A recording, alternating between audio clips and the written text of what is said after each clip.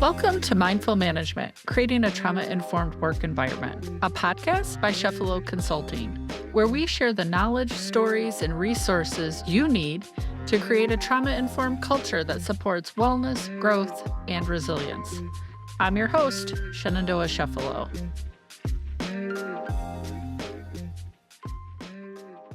Welcome, everyone. So excited that you have joined us in our little corner of the world for another episode of Mindful Management. Super excited to present our guest and delighted to welcome Colin Corby today to the podcast. Colin is a seasoned technologist and digital well-being coach with over 30 years of experience in technology leadership.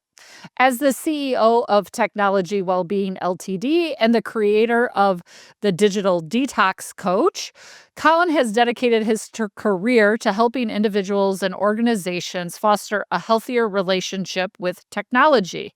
His unique approach combines his background in endurance athletics and his extensive tech expertise, offering transformative strategies for digital detox and sustainable tech use. A TEDx speaker and triathlete, Colin's work focuses on the intricate balance between technology and psychology, aiming to enhance productivity and well-being in the digital age. Colin, super excited to have you with us, even though we're using all of this technology while we do it. Absolutely. Thank you very much for inviting me. So, Colin, you've turned your personal challenges with technology into a professional mission to really promote digital well-being. Can you share something or a moment perhaps that inspired you to create the Digital Detox Coach? Like, what led to that? There were several moments. The first moment was when I was in my mid-30s. I had a wonderful job doing lots of world-leading technologies, but I suffered from stress. But it wasn't called stress in those days. And what I found was that under certain circumstances, the heart started to race and I started to pass out. Loads of tests with it, couldn't find anything. So I decided to get fit again. And it's in that process of becoming fitter and seeing how the body changes the way that we think that I got interested in the whole psychology of the mind. So much so that I ended up doing 4 Ironman triathlons, because it's once you're into a certain mindset. I'm a reasonable swimmer.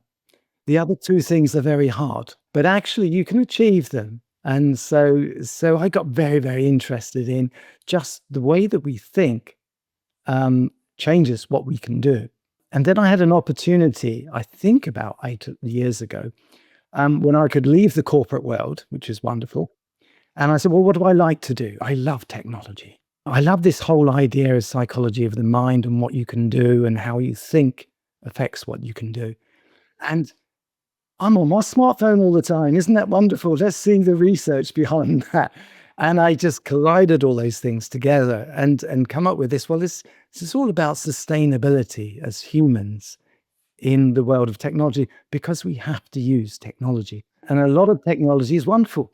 Yeah, I'm really intrigued about the getting fit and the psychology of the mind. So for me, this is because it's the intersection. I think some of the folks listening will be like, what's the intersection of that, Shen, and technology, right? Which is where we're going to go in our conversation. But I want to pause for a second on your getting fit. First off, congratulations on being because I watched many triathlons and I think these people are absolutely insane, Colin. And I say that from a place of like, because a lot of people who know me, I say I would never run from anything. The bear could be chasing me and I'm still not running.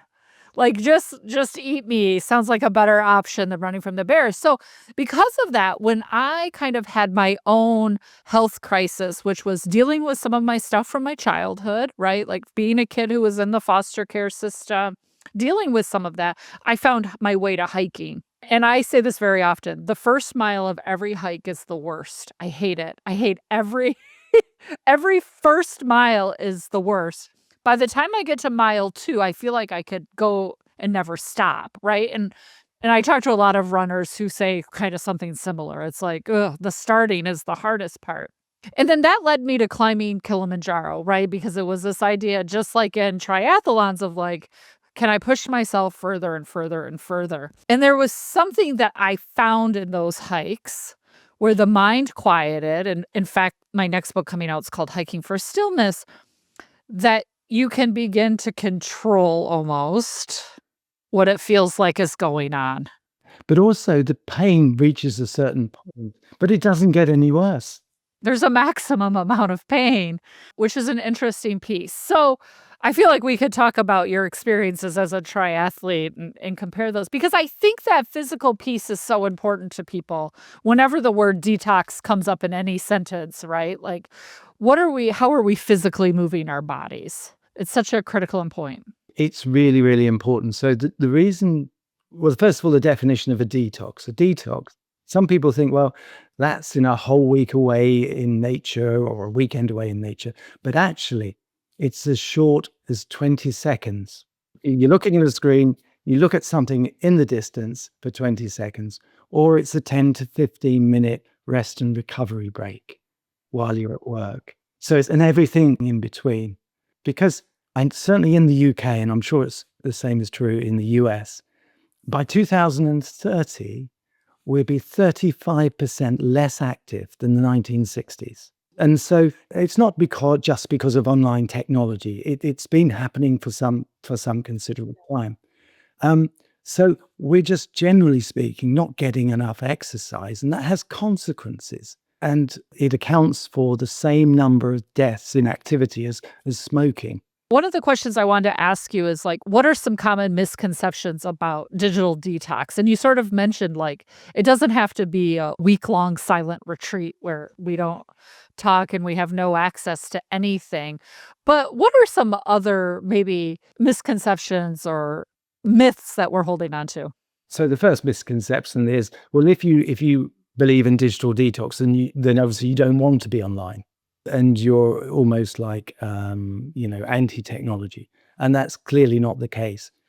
The definition that I use of digital detox is for sustainability. How can we sustainably live a healthy and happy life with technology? And that's the balance between what we need as biological animals, as well as what we need in order to work and be productive in the societies that we're creating. And it's all to do with that balance. Yeah, I think the word you keep saying there that I love so much is balance, right? It's not about completely not using technology at all. Just like even in a triathlon or when you're getting fit, it's not just about never eating a bowl of ice cream. It's about balance, right? It's like it's Yeah, fine. and I love chocolate. Yeah, but it's just finding the balance. It's not I mean, I think we talk about this when we talk about physical fitness quite a bit, and it's something that people think, "Oh, it has to be this strict, stringent thing, and you're deny yourself," and we actually know it's actually not really good for you, right? Like, that's why you'll lose willpower or you'll lose things, and the same could be said of technology. It's everywhere. It's gonna be hard not to stream a show on Netflix or Hulu or whatever, or put your phone down when your boss is texting you at 10 o'clock at night or whatever it happens to be. But just how do you find balance? How do you find moments? So one misconception is that it's one thing or the other, and that actually it's all about balance. The US Surgeon General issued a report the other year about the loneliness epidemic. Yes. It's critical. He said, it's amazing. We are the most connected people ever. And yet we've got a loneliness epidemic. And that's because online connection isn't the same as physical connection in the real world. And so there are all these things that we have to have as humans in order to be healthy. And then, of course, we've got to work with technology as well. And so that's why the balance is important. But the thing that gets people the most is that being online and watching the latest, cute cat video or swiping through anything, it's just so easy. But, making sure you get enough sleep, eating the right food, exercise, that's hard work. Taking a 10-minute break, oh no, I'm going to have to get up and, make myself a coffee. I can't look at my phone. Everything else is hard work. And that's why it's so easy for people to think, oh, well, I'll put it off to later. But later may be too late. Now, I was lucky. I had that tipping point of having stress. So my choices were quite simple. I may not have been able to continue with my job. I may not have been able to pay for my mortgage. I mean, those are serious things. So in a sense, I thought, get fit, easy. And then it became a habit. But if you don't have a tipping point, then the question that I've been grappling with is, how can you get people to invest now to get the rewards later? And so I ended up with this concept of saying, well, how can I explain it? Well, athletes. Everybody roughly knows that an athlete has to train. Certainly an athlete gets a lot of sleep, and maybe in the afternoon too, get the right food and all those sorts of things. But why wouldn't people want to be their best at work, or their best with their family, or best, with their friends? So why not consider yourself as an athlete? And then all of a sudden it becomes cool to say, do you know what? I'm going to get a good night's sleep because I've got an important meeting tomorrow. So there's so many pieces in that I want to talk about, Colin. Like my brain is like, yes, yes, yes, yes. And I want to actually back us back up to the relationship piece, because I think this is a direct tie. Here in the States, Google's Gemini AI are running commercials right now where, you can just talk into your phone and you can talk to Gemini and Gemini will respond, right? Like a friend. Like you're having a conversation with a friend. Now, while I can see all the benefits of this, because like you, I like technology, it helps us do a lot of things. The trauma-informed person in me is saying, what will this do to our relationships? So what evolution found, that making animals, and especially ourselves, have a first-person perspective is a game changer. So we see everything, we see the world from our own perspective. If we want to understand another's viewpoint, we have to take it in internally, almost mirror it and feel it as well to understand it. But of course, we've created this technology. It's a load of chips, albeit very powerful chips, in the cloud, and it calculates.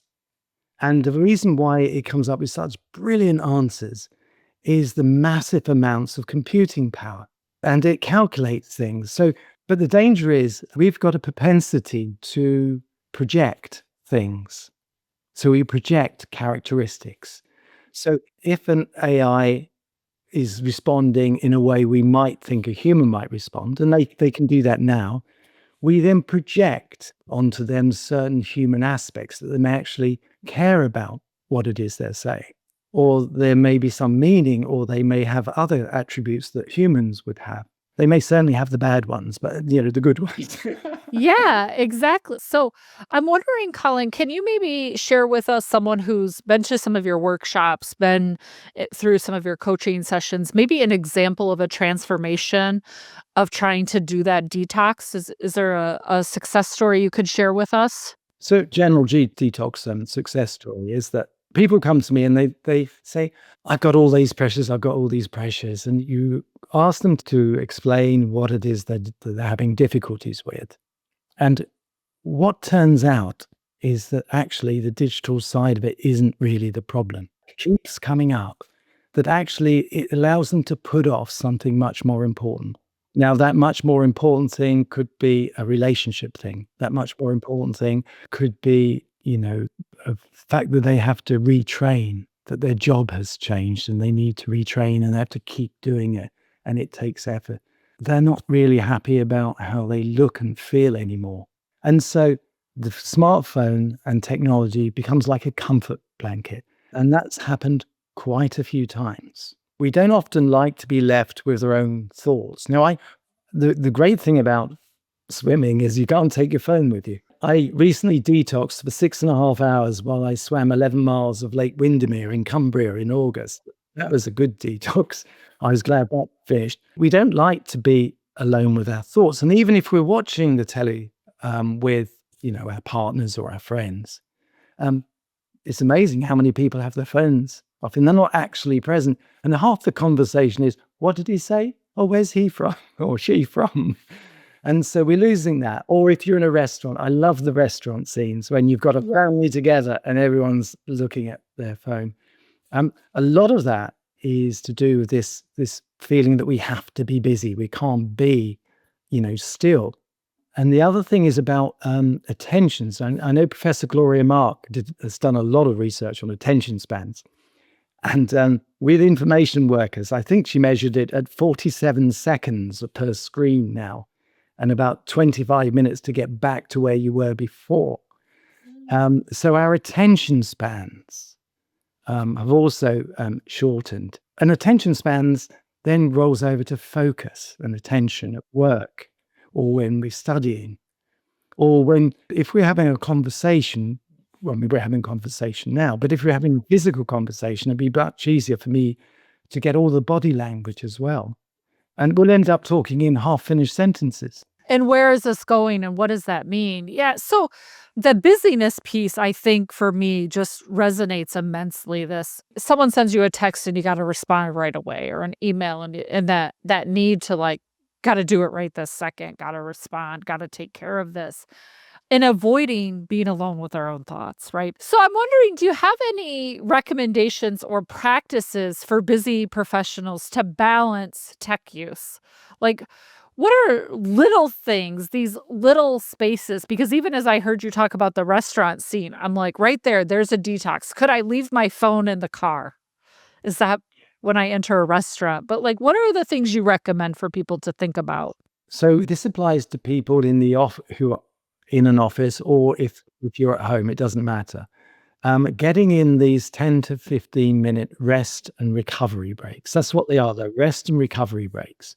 So we're working away, we're even sort of looking at messages and emails, or we're doing focused work.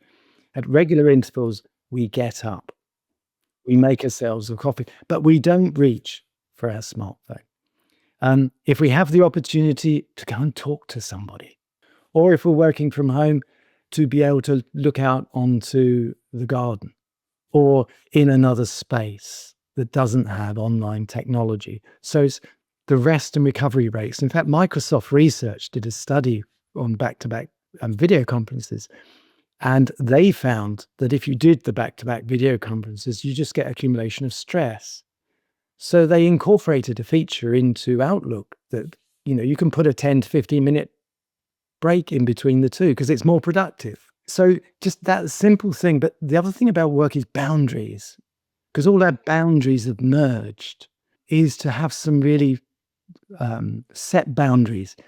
Sleep really, really is important. If you don't get your 7 or 8 hours good quality sleep, you're going to perform badly and you can't necessarily make it up. So have a boundary, protect your sleep. Don't do lots of highly stimulating activities, whether that's your smartphone or your TV. I've always found if you want to go to sleep, start reading a book, because that sends me off quickly. I feel lucky enough to not be in this trend, but I know a lot of people who sleep with their phones. Like they're scrolling in bed, they fall asleep with their phones, and they'll wake up and then start on their phone all over again. Do you have any tricks for detoxing so you can get this sleep? The first thing, and the mere presence, there's been lots of research, the mere presence of your smartphone near to your body will take some of the cognitive resources. So you won't think you're thinking about it, but some of your cognitive resources will be. And there's been lots of studies that show the performance in various tasks. So you've got to solve the alarm clock problem. Okay, there are some good solutions. I've got a nice solution. It's an alarm clock that the light comes on and it plays bird songs and all the rest. So you've got to solve the alarm clock problem, but then you move it physically so that if you want to look at your smartphone for something important, and it happens, you have to physically get up and go there. I love it. That's the easy one. But the other one is in the morning, you could do what I call my just one thing challenge. So, the just one thing is you're only allowed to do one thing on your smartphone, and then you can't do anything else for 10 minutes. So if your just one thing is to switch the alarm off, that's okay. You can't do anything else for 10 minutes. If you want, we do in the UK, we always check the weather because we just don't know. So if your task is to check the weather, you'll check the weather, but that's all for 10 minutes. And I tell you what, it's so hard. It's like being in a sweet shop When you look at your smart home, there's all these goodies. You can have the chocolate, you can have the cookies, you can have all of these other things, and you want to try all of them. And it's very, very hard. So you need to pre-plan. And this just one thing challenge is a way of pre-planning. And then if you end up swiping your emails, then be kind to yourself, have a laugh and say, you got me that time, but I'm going to win next time. I love it. These are, I mean, I'm writing notes literally for myself. Just so we're clear, when you see me looking down, if you're watching this on YouTube, it's only because I'm like, here's places, Shen, you can get better with it. So can you just talk about how can organizations, how could companies help their employees build in, and you talked about one that was really good was what, like using Outlook's version of like setting those buffers. The thing that we've done, we don't use Outlook products at our company just because we just don't. And so we've said that our internal meetings start at either half or quarter after the hour or quarter to the hour, because we noticed when we have meetings with people outside of our organizations, they always start at the top of the hour or the bottom of the hour, right? And they'll run a half hour or an hour. And so if we put our internal meetings at 15 or 45, right, depending of the hour, then we build in that 15 minutes you're talking about, because no one's going to say, let's start a meeting at 1:50, right? Like they're going to say, let's start it at 1 or 1:30. And so that started giving us those boundaries. But are there other tips out there that companies can do to encourage employees to have these 10 to 15-minute rest and recovery periods? The simplest thing for companies to do is to have a communication strategy. If there is an important message to be sent, which medium is going to convey that? Is it going to be an email labeled urgent? Is it going to be a message on the various platforms? How is it going to be communicated? Because to have employees spend, and there's lots of statistics on this, enormous amounts of time just going through emails, just in case one of them's important, is rubbish productivity. So if the companies just say, well, look, if there's an urgent thing that needs to be done in our company, this is how we communicate it. So that's a very easy step. That's a great point. Sometimes it's the not adding one more thing to do, but getting rid of some of the things that we're already doing, right? That's the best form of all of this. The other one is for companies to say, well, okay, there is always requirements to contact important employees out of hours. Always is. Is there some way of making that more sensible, more predictable? I love that. As you kind of look forward, Colin, what's your goal for expanding the reach of the Digital Detox Coach? And are there maybe some new areas or demographics that you want to focus on in the coming years as you see new changes? So the next talk is about, are we losing our human identity to technology? And a lot of the advances in AI basically encourage us to outsource. So if you use Microsoft, a lot of companies encourage people to use Copilot for certain things. So you're no longer writing your emails because you're using Copilot. And it's a form of outsourcing. Now, we know what happens when we outsource.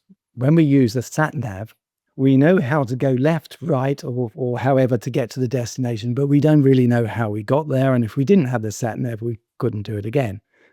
So as individuals, we have to decide, what information do we really need to hold within ourselves in order to have an appreciation of, well, being able to make sensible judgments? And what things will we outsource? If we outsource too much, we end up as being followers. We just follow.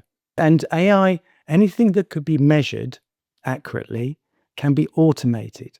So we have to think, well, okay, what do we as human beings have to have inside of us? What are our skills, bearing in mind that everything measurable can be automated? What is it that we do in this really complicated world that is just so complex and hard that it's going to keep us going for a few hundred years? And a lot of those skills are the human communication, the interaction with other animals, nature, the environment, and all of those sorts of things. We've got loads and loads of emotions, and it's part of our decision-making process. Because sooner or later, it doesn't matter how big your computer is, it will never have enough data points to come up with the answer. Yeah, I mean, and what I hear you saying in there is we can't AI, we can't tech our way out of relationships, right? Which is the core. I mean, when I work with organizations to build these trauma-informed frameworks, it's like that's about relationship, right? Like I say it over and over, relationship, relationship, relationship. But I think you're right. That's the thing that a computer will never be able to replace. And relationships are really, really hard. Face-to-face meetings are hard. Speaking to someone on the phone, and I've spoken to many a younger person, they hate it because you don't know what they're going to say, what they're going to ask, how they're going to react. Whereas a message, nice and comfortable. I've been asked to do a talk to some younger people, and I'm trying to compose the talk now. And it's what are the skills that we really are going to be good at and going to need, but are very hard.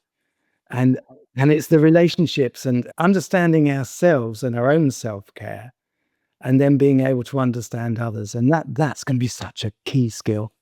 Yeah, because it's unpredictable, right? This is unpredictable. I think that's the piece, that waiting, that wondering that I feel like is getting stolen from us, of like just being and not necessarily always having to have the answer, and being okay with that uncomfortability of, I don't know what Colin will say, and he doesn't know what I will say, and we're just going to be okay and see what happens. Yeah, isn't it fun that we just don't know that whole sense of, and as individuals, it's easy to limit ourselves. And the problem with a lot of wearable tech that measures how your body's doing instead of you feeling how your body's doing is that we tend to then follow those instructions rather than how we feel.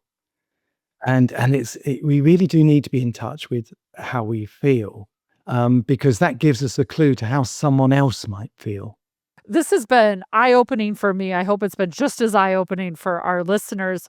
Looking forward to asking you our quick fires. But before we get there, if you just think about your journey from a tech professional to doing the digital detox now, what one piece of advice would you give your younger self? I was careful about what challenges I did.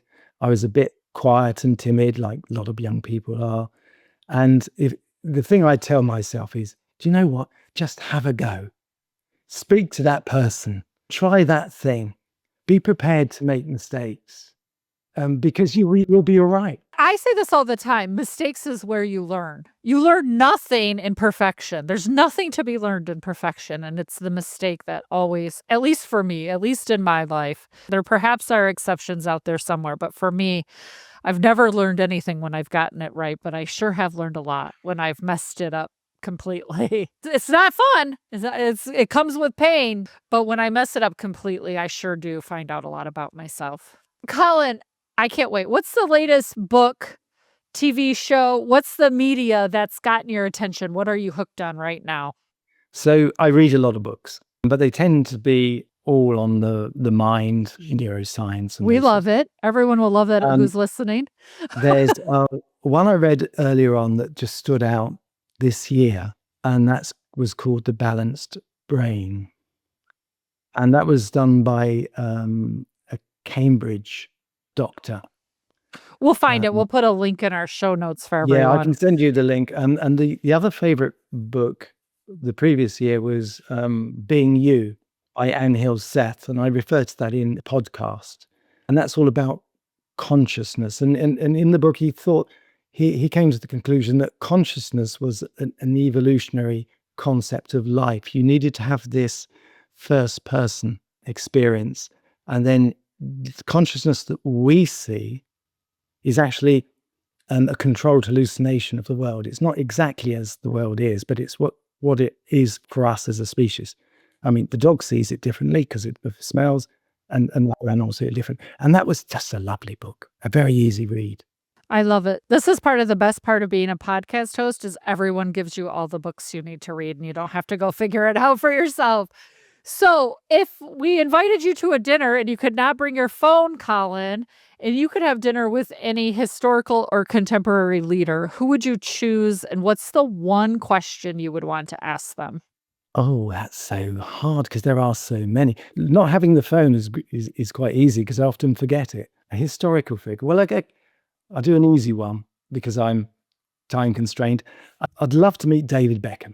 the reason was his I story. just watched the documentary on him. I've got questions for David Beckham. Yeah, and it's just so interesting. Just an ordinary person, got very good at football, had some really good, ups and downs, particularly with the England, but he's gone on to do amazing things since then. So yeah, just to sit down and just chat with him, that would be nice. I am so curious about him because he seems like such a regular person doing really extraordinary things, if that makes sense. I don't know how else to describe it, but once I watched his documentary, I was just like, this is like the most normal human doing extraordinary things.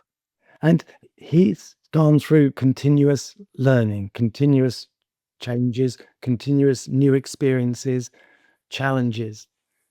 And where he is today, he wouldn't believe when he was young that he would be there. No, there's no way. So we know you're a triathlete. We know how hard and how much you probably work at that. But is there other hobbies or activities that just fill you with absolute joy? So I've recently, as in the last 10 years, learned the skill of memorizing speeches. So I had to do it for an organization I'm in. They don't tend to use textbooks. You have to learn the different plays and all that sort of thing. And it was really, really hard. And it took many, many years to get reasonably good at it. And I've got a system for doing it. And it's a transferable skill because the TEDx talk is all from memory. And I even memorized, it was a joint TEDx talk with my US colleague, Anna Smith. And I had to memorize her side as well. So that whole area of being able to focus on something, follow a process. And so I've got talks coming up next year and I'm thinking, I've got to memorize those. And they're always hard, but they always turn out all right. I love it. I do full day trainings and people always say, Shen, you have very few notes in front of you. I'm like, oh yeah, I have it. It's all right up there. It's a great skill to have. It takes people by surprise. So I love that. I am trying to work on memorizing all the countries in the world. Do you have a memory palace for that?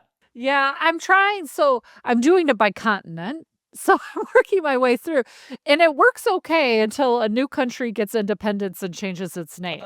Yes.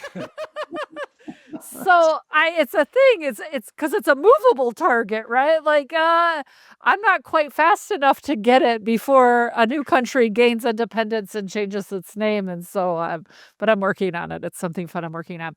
Colin, it has been a joy to have you on. How could our listeners get a hold of you, hear your TEDx, read more about you, or ask you questions if they still have some? Now, this is the fun part because I do digital detox. So now I'm going to say the website. That's right. That's exactly right. So I do post, but not very regularly. So the algorithms don't like me at all. So it's the website and it's the Digital Detox Coach.com or on LinkedIn. And that's just under Colin Corby at LinkedIn. We love it. Colin, thank you so much. We'll put links to both Colin's LinkedIn page, his website, even though he's the Digital Detox Coach. We'll still give you, and the TEDx, as well as all the books that he recommended and talked about in our program today. So we'll have those in the show notes. Please be sure to take a look, like them. We found Colin on his post on LinkedIn. So even though he says the algorithms don't like him, we like him. We found him.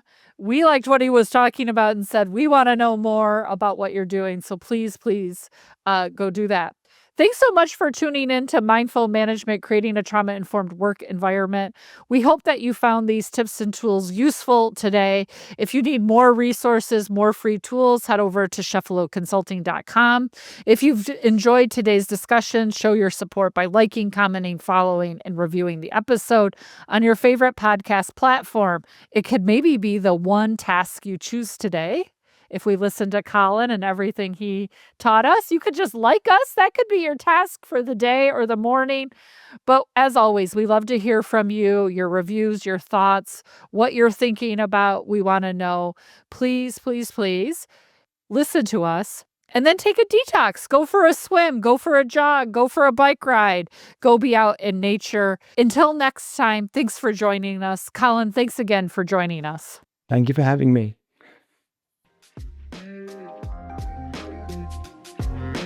Mindful Management, Creating a Trauma-Informed Work Environment is brought to you by Chefalo Consulting.